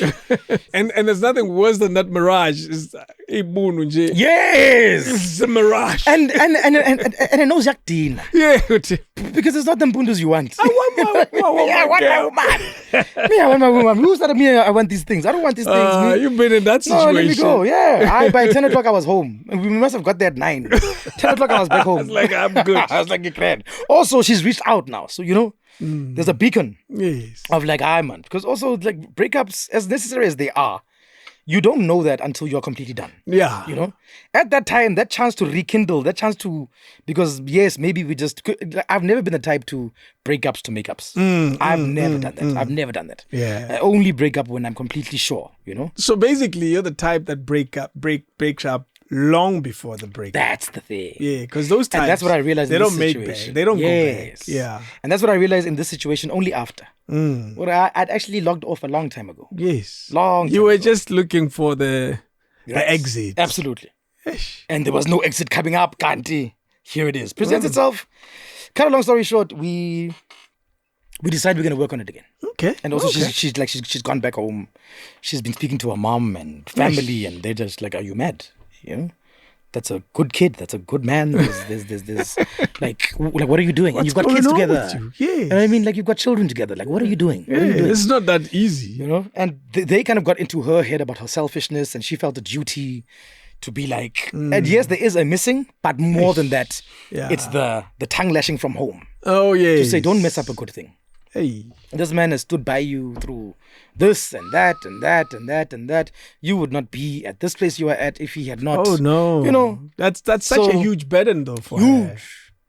Huge. Because now she's not only breaking up, she's also has a responsibility at home to be this girl that they... Right, and looking irresponsible now. Yeah, you know what I mean? Like, you just caught up in yourself. How did you break up with this guy? Yeah, like, what's this got to do with you anyway? This has nothing to do with you. Please stay for the kids and everything else, So she comes back from holiday and things are okay. But we also just take it as because of the huge fight and where we came to, where we've never come to before of saying we're going to break up, Let's see. Yeah. Let's see. Let's just see this out. I was still doing that Touch Rugby Sundays thing every Sunday back then, and I've gone to play that day, left her at home with the kids. Everything was fine when I left. Yeah. When I come back in the living room, the kids' toys are there. And, kids are playing, going mad. Still toddlers at the time. Noisy house. Kids are noisy house. And she's lying on the couch. I remember watching her and she's just like staring into the distance. TV on, kids making a noise. Jeez. And it dropped right there. I go, this person. She's not here. She's not here. She's not here. She's not here. Like, sure. And she's not okay. This is a burden that all the rest of us have placed with expectation. And I remember thinking, let's do the right thing. How long after the trip that you find her in that state? A month, yes. Maybe 3 weeks. Yeah, because she came back beginning of Jan. This is end of Jan. Still in Jan. Yeah, this is still in Jan. Yeah. This is still in Jan, And I remember coming back from that and I was like, I saw her in that state and I went to go put my bags down in the bedroom and I was like, can we talk?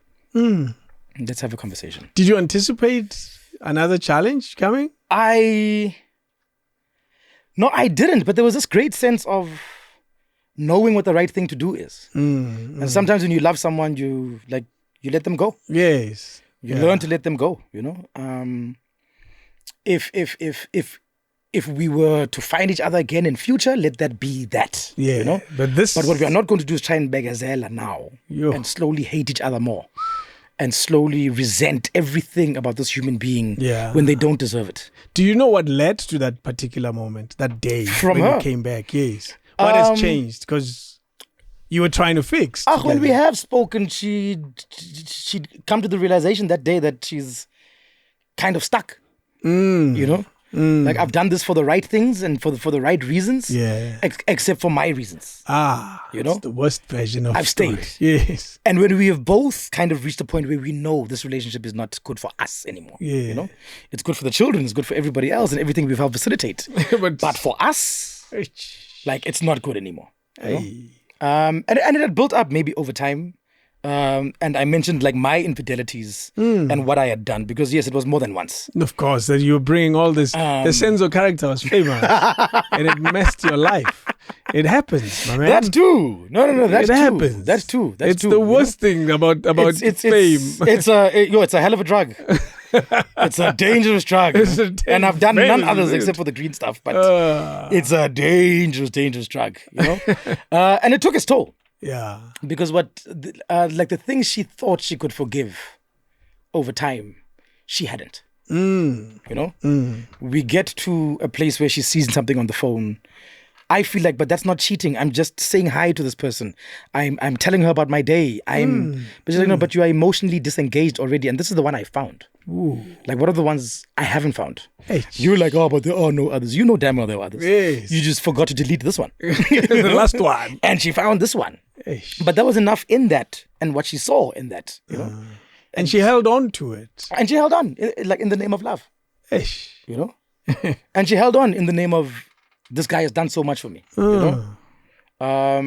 Because like for her, it was the whole being victimized at Mobango. Where as soon as she fell pregnant, they said she would still have a job, and she didn't have a job. And I forget she went through that. Yeah. No, she went through a lot. And you were there dealt with to that. Support the system. No, absolutely. But for me, there's no other choice. This is my person. This is my woman. This is the rest of my life as far as I'm concerned. You know? This is where this is going, and I'm going to stand by you, and I'm going to support you in any way you can.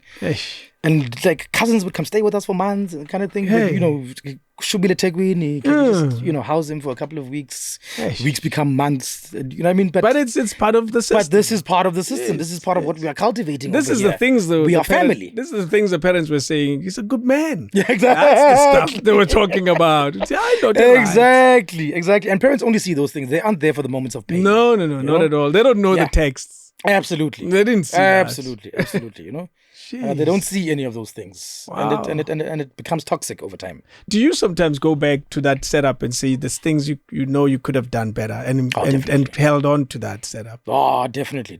Not necessarily to hold on to the setup, because like life teaches you later on that things happen and you are placed in certain places for a reason. And that was leading me to the person I'm with now, or whatever that may be. You know what I mean? I became a better boyfriend, a better lover, a better man. From those lessons. Yeah. And the shit of a person I might have been in those moments. You know what I mean? Because there you probably would have continued to become an asshole. Yeah. And also just while getting caught up now in so much other stuff, you know, because it's career, this side. Like ours was twofold. It was threefold. It was so many folds in this also, because I didn't forgive her for something I felt was completely unforgivable. Irreconcilable differences. That's what know what they're talking about. I get it now. I totally get it now. Our generations fight. Our generations... what did it find you guys? That whole thing? Of course. Because truth of the matter, and what research says, 75% of divorces happen because of finances. Not necessarily because of infidelity, and those can exacerbate and add to. That's but true. It's not the...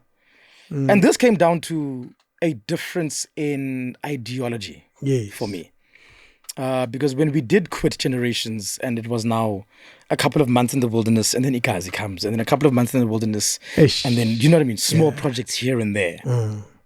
I've gotten used to a certain life, and this is how life runs. You know, at the time, she did not yet have the success she would find in the years after. You know, so hers were also cameos here and there, and. But for her, there was a greater responsibility on me to maintain this. Well, number one, to maintain. Yeah. But she's not that selfish, to tell the truth. For her, it was snap out of it. Okay. Okay. Snap out of it. Come back to your senses and forgive the industry. It'll be all right. Just come back and work full time again. Get back onto a soapy. Get your regular paycheck. Everything will be fine. Yeah. At the time, my mindset is F the entire industry. Like, you're fighting the system. I'm fighting the entire system. You know what I mean? That's what I want to do. I want to, like, I'm Guy Fawkes, chief. I want to burn it all down. You know against your own livelihood. Yeah. Even. Oh, absolutely. Oh, absolutely. All I wanted to do was to start business, do things in other spheres, make a lot of money. Ish. And just come back and destabilize the system in any way I can. For me, that's my mission. You were on, I'm going to come back and show you. No, sure. Watch. Yeah, that's where you were. It's fine. Yeah. Because we watch movies also. Like, my favorite revenge stories are the quiet victims that take it on the chin and don't cause much of a fight. And just like many years later, just like burn down your entire family's household. You know what I mean? And just like walk away from that with like the fire burning in the background and quietly walking stoically away. I think the Bunlas should still continue to be worried about you. I'm healed. I'm greater for it right now. You might come back any minute. No, I'm greater for it now. I also realize that they are victims of a system that they inherited. That's you know what true. I mean? Yeah. Like you can make an enemy of a person for as long as you want, but until you put yourself in their shoes. Yeah. We were essentially endangering his livelihood. Also, you know what I mean? Something that he created. Yeah. When you guys were still in primary school. Yeah. You know what I mean? He created this thing. Long ago. I made you. He meant that. And he believed that. That's true. You know? So you put yourself in his shoes. If some of these young guys come decide, hey, everything King David has built here in this studio, because of our pay discrepancies and whatnot, we're going to find a way. We're going to find a way for government and levies and whatnot to take all this away from you. You know what I mean? And you'll fight them. But you remember, you know where you were when I was studying this. Do you understand? You don't even know the story. So, but you know, you think you can destroy me. Yeah. I made you. In fact, I wish you would. I dare you. Wow, you know? Man. Yeah. Your story of your breakup, because it's documented in newspapers and all sorts. The version that people document, of course, because newspapers get what they get. Absolutely. They hold on to the phone thing. Yeah. That, it's separated because of the phone. And the phone thing is one of those semantics things. Yeah. I think somewhere in an interview or to someone, she mentioned that she'd seen things in the phone years before. That were compromising. Right. Yeah, that's the word that's used. Now it's being made to sound like this was the one thing. The reason. No. There was a lot. There was a build-up of stuff. Oh, man, it was so much, you know. And it's one of the saddest things to see two people who love each other. But not meant for each other. You know, she doesn't see things the way I do, politically, practically, on a day-to-day level. And not that her view is wrong. No, it's just different. Yeah. It's just different. One of the major things we fought about, where I realized this is real, the generations thing. Yeah, that argument about get back into that happened, and then she got an audition at Generations. Yeah, and she did well. Yeah. She gets a call back. and only at callback time does she tell me, okay, I auditioned. And now they want me to come back. And now it looks like I might actually get it. What do you think? Because you are... Yeah. I lost it. I'm like, you are out of your mind. You are out of your mind. If you think you can go back there and give your services to those people, you are basically saying fuck you to everything I've stood for and sacrificed for you. And everything I'm done. Like, you know how deeply personal we become now. What? When you feel wronged. Yes. You know, I did all of this for you, and this is how you pay me. Oh no. Jeez, so clearly, you know? And those are fundamental differences. Yeah. And for her, she didn't see it that way. For her, it's a career that she needs to get underway as soon as possible. She's been waiting in the wings for a long time. It's been a while since she had Mobango and all of that. And she needs so to what do you work. expect me to do? How do I say no to a job when I don't have another one? And it comes back to what I was saying earlier in your life. So is she supposed to hold forth my ideals and suffer?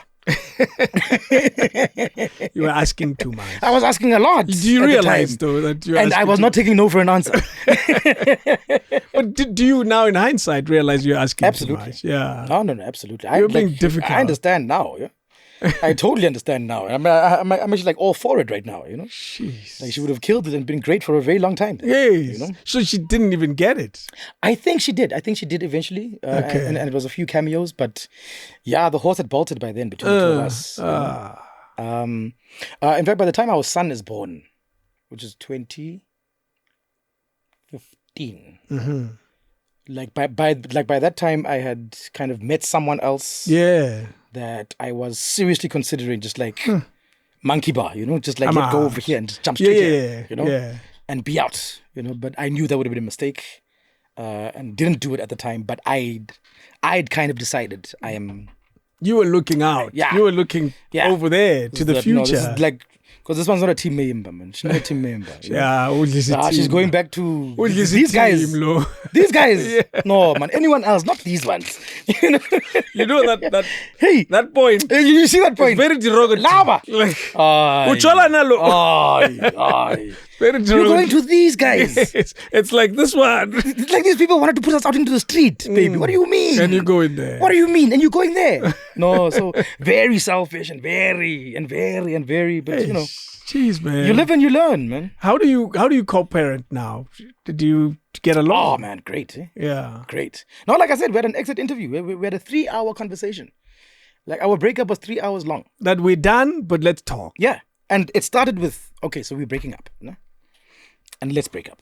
We agree. I'm not trying to talk you back into this. I'm not trying to, because I can see. And I don't want to see you carrying this burden at my expense, because that's going to hurt more and you're just going to resent me more later on. You know? Here's what we are going to do. Set the ground rules. Yeah. Things like, to the kids, I am their father. No one else must be called daddy. Okay. You know what I mean?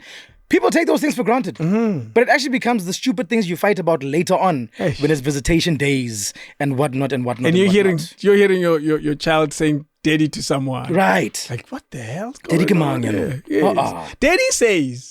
Yeah, I'm your father. Now you are fighting the child. Now you're fighting the child. I'm your father. I am your father. Your child did nothing wrong. They were just taught how to behave. It sounds like a line in a movie. A line in a movie, Star Wars or something. I'm your father or something like that. Probably. That sounds like Darth Vader vibes. I'm your father. To your child. Right? I'm your father. Oh, you turn into a monster. Yeah. You turn into a monster. But I think the important thing that we maintained in that was the important thing in all of this that we are doing, emotions aside, is these kids and how we are going to do that. Oh, you based the discussion really on this. Yeah. No, the survival of this thing. How do we survive and not stay angry at each other and not add to any forms of anger? I don't want to trip you up by coming here in a month's time with a new girlfriend. Yeah. So those ground rules were set. I don't want to be exposed to your love life. Don't expose me to your love life. Yeah. I'm going to unfollow you on all social platforms right now, not because I hate you, just because I don't want to be reminded of what I might be missing out on, or now suddenly drunk texting, or now feeling like, no, but it's my children that live there. I can rock up at that house anytime. You know what I mean? It's those stupid things that end up so toxic long term, and we sorted that out. And you managed to have got that out of the way. And agreements with regards to those details. Which still exists to this day. Like every once in a while, we go back to our constitution. Remember. To say, kumbula ngithe. Is there one that's been, erred? Or it's the one that you got wrong at some point? Any of the Look, random. No. Random things like, and this boils down to finances. Yeah, okay. Is that sometimes you end up skipping a month. Oh, yeah. Or whatnot. And now this person's taking it personally because why did you not communicate? Why didn't you say this and that and that and that and that? But I'm like, okay, but I'm giving you 3 times the amount now. You know what I mean? Like I was saying, just give me a bit of time. That's it. Yeah, you know? I'm waiting. Right? But then sometimes you feel like, no, but I don't owe this person an explanation about everything happening in my life. Because when I was dating you, I would tell you, no, get in the invoice. These people at finance are saying this is. Now when I'm not dating, I'm not going to tell you all those things. Yeah. I just have to kind of let you know it's not happening within this timeline, but here's what I'm going to do. It'll happen. You know? So it's those small things here and there, but otherwise, no. You're good, eh? We're great, man.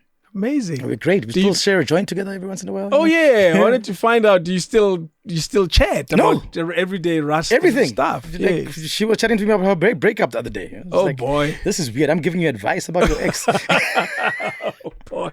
So you do this that is too. Weird. But it kind of feels like we're siblings now. Yeah. Like we've got that kind of vibe. And you're sharing kids. Yeah, exactly. Your siblings. Exactly. You know, That's it feels like we're amazing. siblings now. And it seems like the relationship has found a comfortable place, which is good. It is. Yeah. It is. Yeah. Introduced her to my girlfriend. You About a introduced month it to ago. your girlfriend? Yeah. I'm not redage. We are going to full Monty. Baba. We are going to full Monty. Sooner or later, they're going to be exchanging numbers, saying, trading secrets about me. That's the point I don't want to get to now. Jeez, That's the point I don't want to get to now. But no, we're there. Jeez, We're man. there. I'm also with a very mature person who kind of understands. That you the have a need for history. that. You have a history as well, and you have kids. Yeah. Yeah, and there's that's definitely important is. too, because Definitely. she can't resist that. She can't pretend it doesn't No. exist. No. Because if she does, she's just damaging herself. Thank you. She just put she'll- herself second best. Yes, and she'll have imaginations all the time Right. of what you're doing, where Right. you are. Right. Yeah. No, they if know they each could other. make a child, they can make another one. They can make another one. They can make another one. No, And she's chilled. forever thinking of that Yeah. stuff. No, she's chilled. She's Oh chilled. Very chilled. boy, how's work now? Because I know you also do sports stuff now with is it Vision View? Work is great. Yeah. Work is finally opening up to what I thought it would be the moment I jumped ship from Generations. Okay. Back Oh, then. geez, it took a while though. It took a while. Yeah. No, it took a while. Burnt my fingers, learned harsh lessons, trusted friends, and they are now millionaires, and I'm not. Hey, you know, like those things have happened. Eish. Those things have happened. Learned the Yeah. hard way, but it's also things that had to happen eventually because I was also unnecessarily trusting. Put two people together with me in mind to say this is what's going to happen. We are going to partner like this, like this, like this, like this, but then just leave everything to them. Okay, we partnered, but you senior partner, Right. Yeah. But then just leave everything to them, and trust that they're going to do right by me. Kanti. Eish. Ndanga invoice ka company engwe kana Yo. feditse nna ke checka AR rena e ao Akuna ne. tinsang kanti diamonds wa itse we still Mfana sela, waiting. yeah. Mfana de Kanti nyoko itsene da. khale o jelo e feditse he's on to the next one. Oh boy, you had On to a the rough next one. one, You had you a know? rough one. No, but I mean it's one of those things like opatala lefatshe. yeah. Like if you really want greatness, and this is what I pray for myself all the time. Yeah. If you really want greatness, you're gonna go through the fire. You're gonna go through a lot of things. Don't first. even start. Definitely, you're gonna go through a lot of it first, and Yeah. easy come, easy go. That's what it is. Yeah. If you expect And it to come overnight, it's gonna be gone overnight also. because the grind is something valuable about the grind. Yeah. They're hard. Yeah, you pay your slog dues. and pay your dues. There's a reason why they say that. Yeah. You're literally paying your dues the Yeah. entire time. And your sports work now. What do you do? What do you do now? So I've got the 12 to 3 Monday to Friday with Tata Moeng. Okay. She's great. She's great, but Tatu's super sports. super then. sports. Yes. Yeah. But like on that medium, it's this. It's across each other, and she gives So me is a it hard time. audio based mainly? Yeah, audio-based. It's yeah. Vision View Sports Radio right now. Okay. I They think might be going through a bit of a reshuffle right now, podcasts and that kind of vibe. okay. Now. Yeah, I think Paul, it's that time of the year. Rude Boy Paul used to be there. Yes. Yeah. Yeah, they mentioned him. So Caesar Mabena is there right Okay. now. He used to be a commentator at Supersport. Very talented. The likes of Teko Modise. Yeah. Okay. Dikgang Mabalane. I know it's that building with a container. Yes. Yeah, that's very close to very close to multi-choice. Yeah. Yes. Literally 2 blocks. Exactly. Yeah, I see literally, that. literally. Do you like it? Love it. So sports has always been. Man, I go to work and speak about the things I would be speaking about anyway. So you get to speak about them there. Right. I would be speaking about these things anyway, and like enjoying the process. Yeah. I had to, and I have to give you your props for this also. Yeah. Many years ago, we did something with Sophie and Okay. Metro. Oh yeah. Those random, you have celebrities for one slot, 3 hours. And I enjoyed that much and the confidence. Jeez, Metro trusted me there. Right? They trusted I was me. like, no, this man's an elder here. No, Yes. no. They believe. I remember very well how I was given the liberty to choose, and I like picked around, and I said those guys will do it, and that's what happened. So you did the radio, And I thing loved there. it.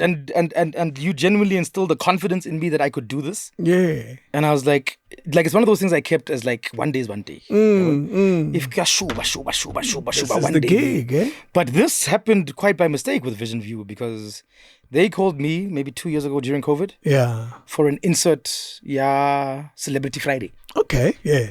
You're a come through, guest. We interview you. We have this conversation. Yeah. Your life. Your what? Your what? You know. And it was in that they realized, okay, I have a love for sport and I kind of know what I'm talking about. And then they were like, okay, we've got Champions League games coming up next week. Can you just react to them for us? Okay. It ended up becoming reaction and analysis, but not being paid, not anything for a year. Wow. They'd called me every once a week. Come and hang out with us. You know, I even just over the phone. Okay. Over the phone. I know our regular, Champions League analyst, Thami Mngqolo. I was like, oh, really? That's what I am now? This is great. I'm chatting with Tato every day. Yes. We're talking sports and, I kind of know what I'm talking about. So, that developed into actually, because they have so much equipment and they've got the TV production side, Vision View. Yes.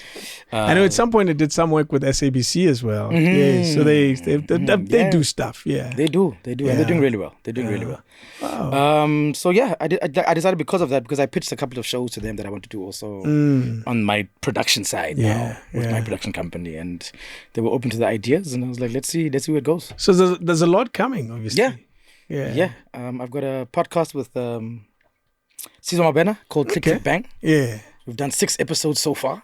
How do you find it? How do you find the space? It's obviously also sports based. Yeah, it's only sports based. Okay.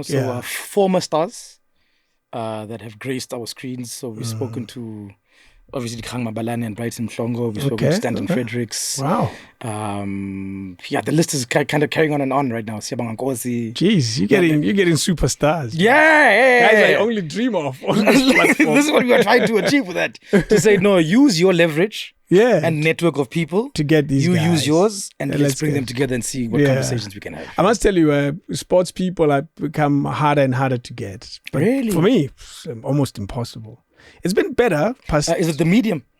I don't know what it is. I can't tell you. I don't know why there's so many no's from the sports guys. I can't even answer that. And I can only speculate. But based on what I've experienced with them, there is... there is a fear of revealing too much to someone you're not comfortable with. I guess, but because they always come to us by the end of the show, they're like, "Oh, that was great," "Oh man, that was easy." I mean, but what were you expecting? They're like, "Hey man, you know these things." Hey, that means they walked in with trepidation. And a preconceived idea of, this guy wants to talk about my scandals and my whatnot and my, you know what I mean? I'm not McG, don't worry. I got you. I got you. Yeah, there's enough cake for all of us. There's McG who does that. Ramdeva does this. You guys do that. Do them, I've had Mark Williams, Brian Baloy, and Max Maponyan, and these are superstars. Oh man, yeah. These are superstars. Jeez, I'm gonna have to look through your black book. Max's life story and soccer story. I can imagine. Incredible. He started playing. I'm jealous of that from here, dude. Because you're speaking to someone who doesn't generally do interviews. No. Not at all, actually. He started when he was a kid in high school to play for Chiefs. Imagine that story, and he tells it all. Jealous. He tells it all. And hang out with Tatema Ponyani was quite pleasant for me. I learned a lot from him about his life experiences and what he's gone through in soccer and in his you're life. extremely fortunate. This platform, because that you're getting from so many luminaries. Altiak, where you going? I think it's special. Any TV work that we should look forward to? Oh man, I've got something I'm about to start shooting now. Yeah, and then a telenovela that I'm joining, but I can't say yet. So you're going back to that space? No, and this is something I'm at pains to explain nowadays, but I think it's my fault also. Because I brought this upon myself. I never completely left. Okay. I just decided to prioritize other things. Okay. Like making sure the dollar is fine over here. Yes. I love acting. I don't want to argue with line producers anymore. Oh yeah. I don't want to argue with producers anymore. Like, what's your offer? Okay, cool. Okay, let's go. Let's go. Because I know everything else is sorting it out over here. So now there's a lot more doing it for the love. Yeah. Yes. Yeah. Everything I'm doing right now is because the character said something to me and I said, I like where this is going to go. I want to give something to this. Let's go. And if I don't like it or, I'm turning down a lot of offers just because, I feel like it's something I've done before. Yeah, 2 straight back into gay. I was like, oh no, I want to walk away. Did you get typecast? Yes, as a regular gay guy. But we're a copycat industry. You've seen that. No, of course. The moment you've proven that you can do something, people don't say, I want someone like him. No, I want him. Because he can act as a gay guy. Exactly. Let's get it. And we know he can deliver, which is true. And it's, Yes. a nice stroke of my ego. But like my growth is far bigger than just these kinds of characters. You can't be playing. And I also just want to produce work now also. Yeah. And begin to have a voice in terms of the kind of stories we're putting out there. Yeah. Our production company, that's beginning to do nice things in terms of writing now. Now it's about getting those things in front of camera. That's it. I wish you well, man. Oh, man. We got way more than I thought. Yeah. I stress about these things. When you walked in, I said, I'm nervous. Au revoir. And he said, you? I do. I worry about the amount of prep I put into something. And sometimes I walk and think, I'm not sure I'm ready. I remember calling Danae, I was saying, I'm not ready. Really? Can we postpone? I said, no, you're rude. I don't feel good. No, but you're right. And that's your prerogative also because you from the other side, you are also an artist. Yes, absolutely. Like what you are putting out is your canvas and you are painting for all of us over here. But don't overthink it, man. I don't think you need any advice, of course. Yeah. But what I've seen and what made me do this, because this is my first interview since. What? And you gave the whole story? Yeah. I've lucky. done interviews only for character. Oh yeah. Specific to a production I'm doing. Breakups and Sons now recently. And Isono last year or the year before, The moment they want to talk about personal, I'm like, no, I don't do that. We just do this here, So for me, I think it took a bit of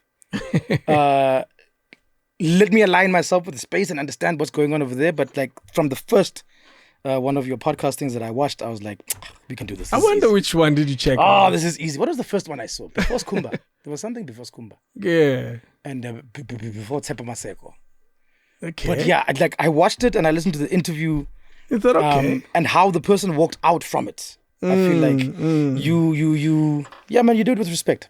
Hey, I have to. And more than anything, it's for the love that I have for what you guys do. I'm a huge fan of people who are completely passionate about a specific thing in their lives. Yeah. And they give their entire 80 to 900 to 90 years of their lives to this thing. True.